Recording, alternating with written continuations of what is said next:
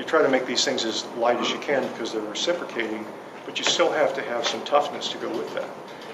Let's go on to the stress strain graph that's on page 3. And let's kind of talk through that a little bit. I've kind of alluded to some of this, and this is kind of two broad ways of looking at this. You can have 4130 steel that can be heat treated upwards of, on a Rockwell scale, which is a hardened scale, you could have it heat treated to 40 Rockwell. And at that point in time, you drop the chromoly on the ground and it's going to break too. It's really strong as long as you don't hit it with an impact. So that tallest part of the graph that you're seeing, if you're looking at this, is representing something that's been heat treated. But what you want to look at here is where that straight line starts to curve is where it's failing. And notice that the distance from where it started to fail to where it finally failed is pretty short. So that means that if you didn't plan for that, there's not a lot of safety factor in that kind of material. Now, the one that's showing up as 4130 condition N, which is what a lot of people build race cars out of, is showing that it failed sooner, but it stretched, and then finally it failed.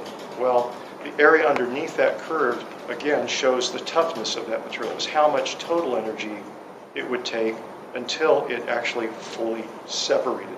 The failure point, or the so-called rupture point, is where it's no more. Everything is separated.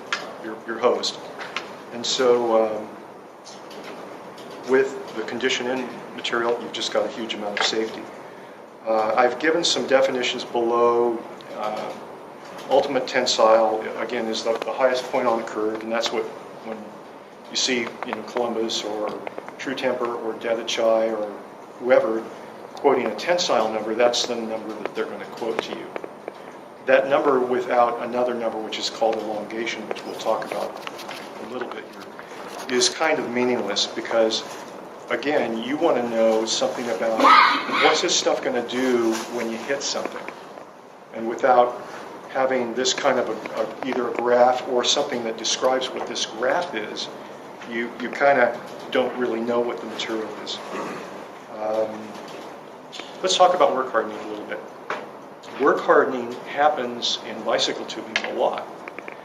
The way you form butts on tubing is you take it cold and you stick it in a machine that essentially wipes material. Mark knows a lot about this. That wipes material, and it gets the tubes close to red hot in the process, but it actually physically takes all of those sugar cubes of steel and it slips them along on each other, and as they slip, there are defects. In other words, well, a good illustration. 6-lane highway, cars rolling down it, a semi jackknifes. All the cars start to pile up. Well, that's kind of what happens when you cold work steel, is you have this movement that's happening as you're starting to pull that steel apart and stretch it. But what also happens is defects in that steel at that granular size start to happen, and they start to bind up on each other like that jackknife. When they do that, that steel will not move anymore. And that's what strain hardening or cold working is. It's those defects causing a clog, or, for lack of a better word, a car crash on the highway of this steel. So what happens is when that happens, that stuff stops, and then that stress has to go somewhere else and find that until the stress gets high enough to actually just cause that defect to separate. So this will become more important as we keep walking through this. So that's what cold working is about. If you go to the next page where it shows the sugar cane, I thought about doing this. I didn't do it, but I thought about bringing a box of sugar cubes. And what really happens in cold work is, if you can visualize taking this box of sugar cubes, 3 or 4 high by, let's say, 20 long by 10, if you can think of taking a popsicle stick and wiping it and taking one of those layers and moving it, that's what happens when you cold work. that's a kind of a perfect version of it. It doesn't happen quite like that, but that's actually what happens is the material actually moves along on what engineers or material scientists would call slippage planes. It actually will slip until it actually balls up with something else and then it'll stop. So the thing that's important about this is that when those things are moving, it's compressing these bonds. These steel grains actually, I mentioned something about body center cubic. They look a bit like a sugar cube with another interstitial grain on the inside of it. And what happens is all these things are bonded together, and the bonds are like springs. So when you compress a spring, what happens? Anyway, it stores energy. It wants to spring back. What happens when you pull a spring out? It stores energy. It wants to go back. Well, that's the same thing that happens with steels at the micro level is as you cold work them, these bonds get compressed, they store energy. And that's one of the primary ways that the material gets stronger. So if you can control how much of that you're getting, you can do some really amazing things with steels in cold working, which is actually what the bike tubing makers do. Let's see, ductility. Yeah, one of the things that you always want is you want this balance. Cold working is great. That's this part where you're actually usually, this drops a little bit and then it can actually move up. It actually increases strength as those cellular things are crashing and they're getting stronger. What's happening is the car crash happened. Those things are moving. Those grains are starting to make those dislocations are starting to form, and you're starting to cause that pile up on the freeway.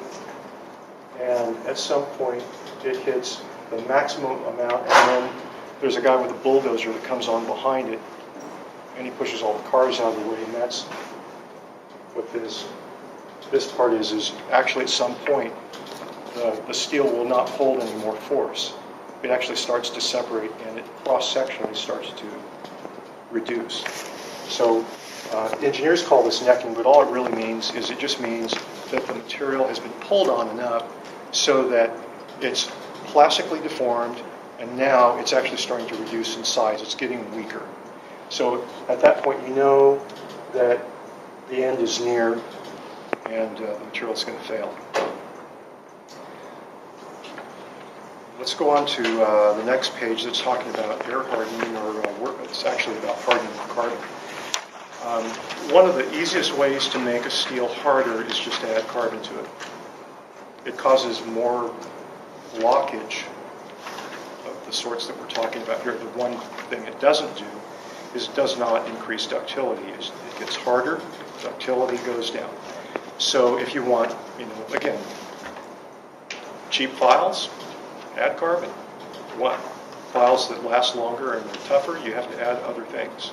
Vanadium, used in tool steel, phosphorus. There are other things that you would add to try to make that steel tougher. Let's see, where am I at here? Oh yeah, hardness. We are the only people in the industry that are a distributor of tubing that actually test it. We actually have the capabilities to take samples from the manufacturers, and they tell us it's X. Well, maybe it's X and maybe it's not. We actually cut them, and we have a hardness tester, and if you look on the next page, there's an old grizzled guy who is doing a hardness test. And you see these rings of tubes that have been cut, and they've got numbers on them.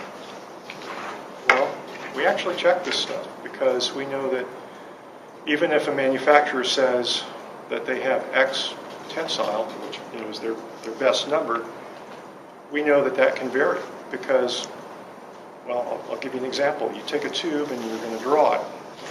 Well, out in the thin section of that tube, it started thicker and it got thinner. It got more cold work out in the middle of the tube than it did on the thick section.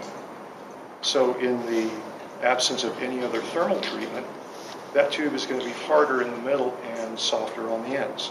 That's not a bad thing as it relates to bicycles, because you kind of want the dent resistance out in the middle, and frankly, most frames don't fail out in the middle. They fail close to the joints anyway.